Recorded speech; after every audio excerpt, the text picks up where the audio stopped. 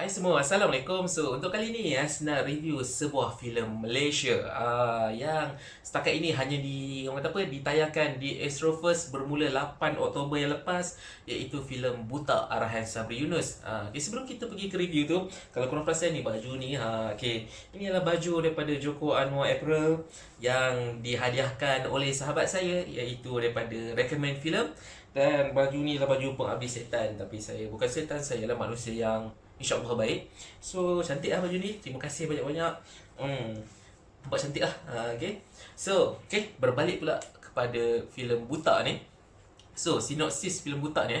Filem Buta ni dia mengisahkan seorang remaja, seorang kanak-kanak lelaki ni yang digelar buta. Tak silap kan senama dia Kamaruzaman ke apa dalam ni, tapi orang kampung panggil dia Buta.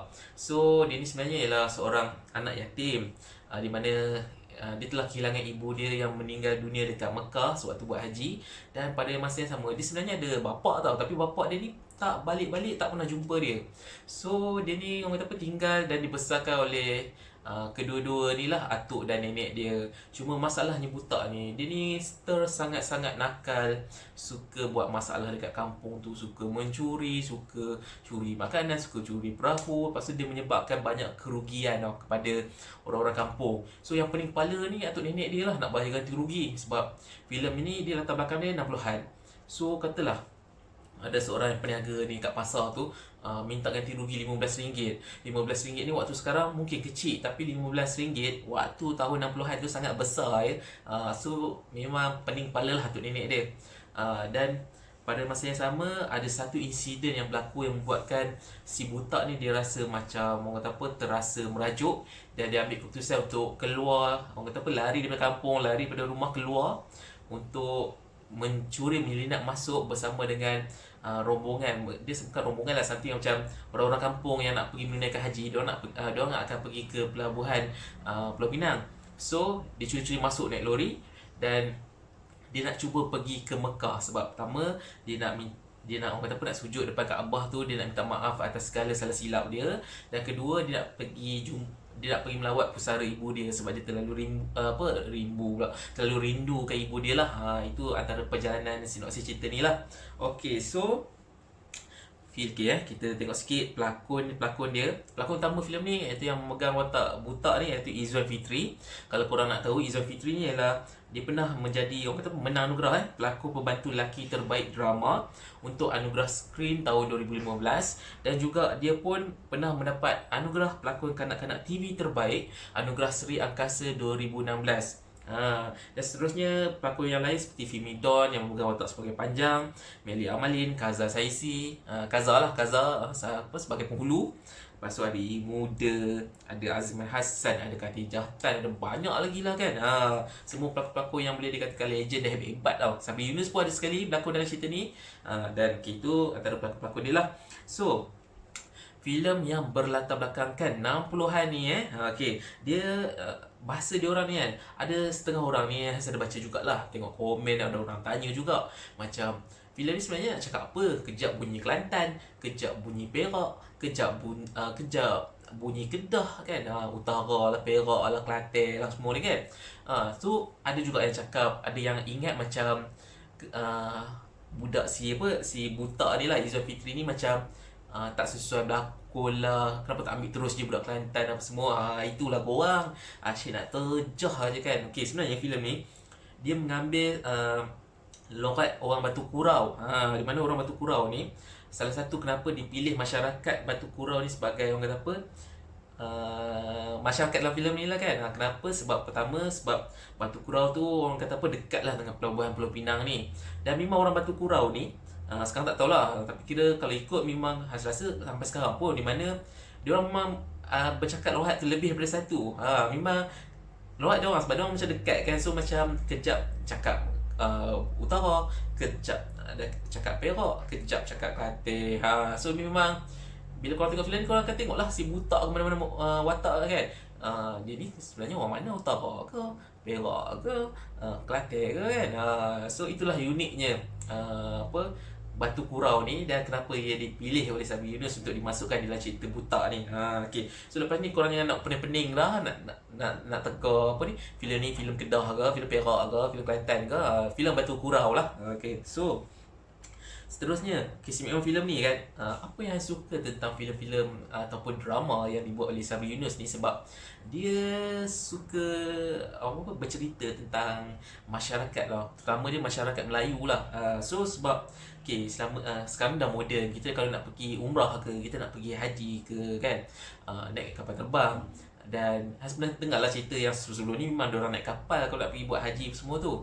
Jadi seronok lah bila kita dapat tengok macam mana perjalanan orang buat haji kan, waktu dulu-dulu nak tunggu kapal. So dekat sini kita boleh tengok ada yang siapa yang macam berduit tu, dia akanlah sewa rumah ke apa untuk duduk sementara nak tunggu kapal sampai. Ada yang mungkin memang duit dia cukup-cukup, memang itu dia nak buat untuk gunakan buat haji. So diorang ni akan duduk lah, pasang kemah, kadang-kadang duduk kat tepi dinding tidur, hampakan kapet. Macam tu lah kita tengok macam mana kesusahan orang dulu kan. Ada yang senang-senang lah, yang susah-susah lah. Okay, itu satu. So janganlah pelik, sebab saya ada baca juga komen-komen yang cakap macam kenapa yang Sabri Yunus ni, yang menggawatak ni, dia macam adalah dengan geng-geng tertentu ni. Dia tanya, kenapa diorang ni tidur dekat dinding lah, tanah lah, apa semua kan. Diorang ni gelandangan ke apa, tapi nak pergi nak pergi Mekah. Kenalah faham tahun 60-an ni kan, bukan tahun 2020 kan. Orang dulu bukannya senang macam orang sekarang. Okay, so itu satulah. Lepas tu seronok lah dia menunjukkan macam mana kisah orang-orang Melayu ni, macam mana macam ada satu scene butak ni terlalu nakal sangat sampai Tok Penghulu tu lah datang jumpa tok dia, kata nak buat macam mana ni kan, anak kau ni aku dah hilang sabar semua. Dan macam mana orang dulu kalau nak ajar anak-anak dia ke apa semua, dia bagi rotan tu kat tok ketua tu, denda lah, dia tak marah, buat lah apa-apa puas akan jangan mati. Kan, itulah budaya masyarakat Melayu dulu. Kalau sekarang ni kalau anak-anak sekarang ni nak suruh duduk atas star pun tak boleh, nak duduk panas pun tak boleh, balik report kat mak saman kan, bapak saman kan. So susah, beza dulu dengan sekarang. Sebab tu sekarang dulu-dulu alhamdulillah lah, didikan tu orang kata apa, buatkan banyak yang menjadi manusia. Yang sekarang ni bukannya tak jadi manusia, ada ramai juga jadi manusia, tapi ada ramai juga yang tak jadi manusia. Okay, so seterusnya ada satu watak tau. Watak ni tak silap dia kata dilakonkan oleh anak Sabri Yunus, di mana dia watak seorang lelaki yang dikatakan tak siuman. Dan lelaki yang tak siuman ni, dia bukannya gila-gila yang memang gila yang kata apa, tak boleh makan apa-apa semua ni. Dia gila yang version lain. Maksud dia ikut apa yang baca-baca sembangan kawan-kawan, dia ni sebenarnya okey, tapi sebab dia terlalu taksub menuntut ilmu silat, itulah ilmu inilah apa semua, sampai dia jadi yang macam gila. Gila yang macam kita tengok macam okey, tapi sebenarnya dia ada gila dia. Dia adalah nanti scene-scene dia akan tunjukkan macam betul lah dia ni gila. Macam tu. Okey, so sebenarnya bila kita tengok butak ni kan, kenakalan dia tu sebenarnya dia menunjukkan kepada kita tentang masalah dalaman yang dihadapi oleh seorang remaja, terutama lelaki, yang mana dia sebenarnya nak perhatian sebab dia rasa macam semua orang tak suka dia. Dia rasa macam dia ni sebagai beban lah. Dia rasa atuk dengan nenek dia pun macam tak suka dia, macam rasa malu ada dia. Itu apa yang si butak ni rasa tau. So dia hanya berkawan dengan si tu lah. Siapa nama watak orang gila ni kan. Bagi dia tu je kawan yang faham dia. Sebab kawan-kawan dia lain pun tak kawan dengan dia. Sebab dia ni terlalu nakal. Memang kalau kita tengok tu, kita sakit hati lah. Tapi pada masa yang sama, bila kita tengok balik situasi butak ni, memang dia buat kenakalan semua tu memang jahat gila lah. Dia punya nakal, dia memang nakal yang tak boleh buat bincang lah. Tapi sebenarnya dia nakkan perhatian, tapi perhatian dia nak tu tak pernah dapat. Maksudnya contoh, mungkin lah aku buat nakal macam ni, nanti orang ni akan datang kat aku, betulkan aku ke, macam care ke tak. Dia tak care langsung, dia orang tak care, dia orang hanya cari salah dia je. So bila dia menyelinap masuk ikut rombongan yang nak pergi menunaikan haji ni, so daripada situ kita nampak sebenarnya butak ni dekat kampung dia ni mungkin dia dicop syaitan ke, jahat iblis ke apa, memang paling jahat ke apa, tapi sebenarnya dia ni baik.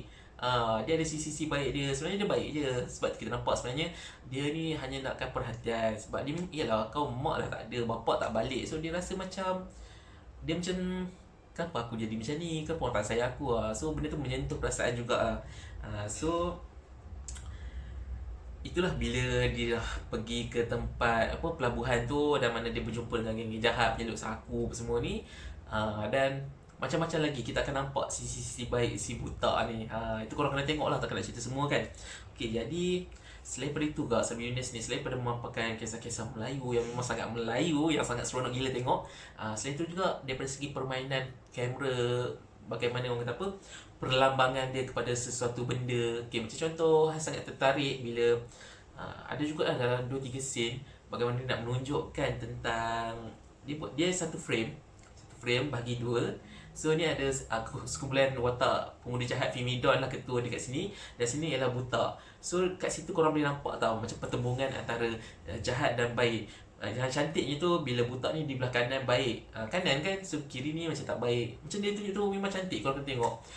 Banyak lagi sisi-sisi lain yang buat kita terfikir benda tu. Dan selain daripada itu juga sinematografi dia sangat cantik, bagaimana dia memanfaatkan orang kata apa unsur-unsur alam ni. Padahal sebenarnya benda tu simple lah. Macam ada satu scene yang bukan banyak scene lah sebenarnya, part yang buta ni waktu dia ikut dia orang pergi Penang, dia akan tidur kat satu tempat macam ada lalang ke apa benda tu. Sebenarnya kalau betul, okay, sini lalang, ni jalan tanah merah semua, okay, sini pun macam pokok rumput ke apa, ada macam kayu ke apa sikit. Itu je, tapi macam bagaimana permainan kamera tu, shot dia ambil tu, ya Allah sangat cantik gila, memang best. Memang macam oh, cantik lah, memang shot-shot dalam filem ni memang cantik gila. Memang orang kata layak lah dikatakan sebagai sebuah filem Malaysia. Selain daripada itu menyentuh tentang CGI, filem ni tak banyak guna CGI, tapi ada CGI kapal tu lah, CGI satu kapal tu. Memang nampak cantik lah dia. Tak sure, lepas tengok melalui phone saja, pakai Astro Go apps kan. So mostly bila tengok dalam phone pun nampak yang CGI kapal tu cantik lah. Walaupun nampak tangan yang lambai-lambai tu macam bola lap, kita tahu lah memang CGI bukan bola, tapi dia taklah nampak terlalu teruk. Nampak macam okay, smooth, cantik. Cuma bila kapal bergerak dan ditunjuk kapal daripada atas tu, kita nampak lah benda tu memang CGI yang biasa-biasa je lah. Tapi so far not bad. Lepas tu apa lagi lakonan memang tak dinafikan, semua lakonan on point. Memang semua gempak, semua lakonan semua cut.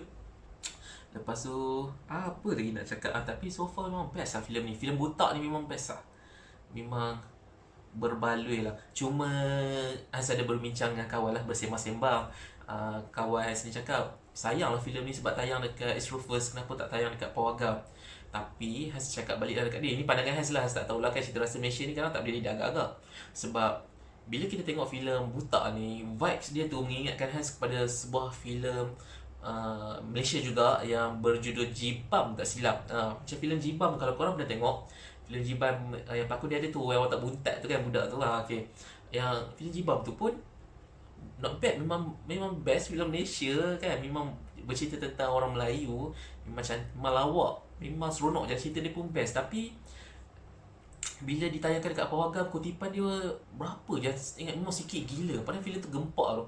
Dan sama juga macam filem ni, filem buta ni bagi Hans sebuah filem yang sangat bagus. Tapi kalau ditayangkan di Pawagam, Hans kurang pasti. Sebab pelakon-pelakon ni, diorang ada nama, diorang memang lakonan diorang memang tak nak kata apa, memang semua gempak-gempak. Tapi daripada sudut komersial tu, untuk nak tarik anak-anak muda ke apa ni, yelah budak sekarang kan nak tengok apa, Mira Filzah lah, Zul Arifin lah, Remy Ishak lah, Syahizi Sam lah. So muka-muka macam tu tak ada dalam filem ni. So bagi Hans, kalau kata ditayangkan di Pawagam, Hans rasa mungkin dia akan ikut jejak filem Jibam, filem yang bagus tapi kutipan rendah, padahal dia berkualiti. Jadi mungkin ni ada hikmah ditayangkan di Astro First, di mana Hans rasa insya-Allah kutipan dia tinggi sebab filem ni sangat bagus. Dan itu sajalah yang Hans nak cakap. Bagi Hans, korang kena tengok filem ni. Filem ni dia menunjukkan balik kisah kehidupan masyarakat pada tahun 60-an, khususnya masyarakat Melayu. Korang boleh tengok lah macam mana budaya masyarakat Melayu tu yang tolong-menolong kan.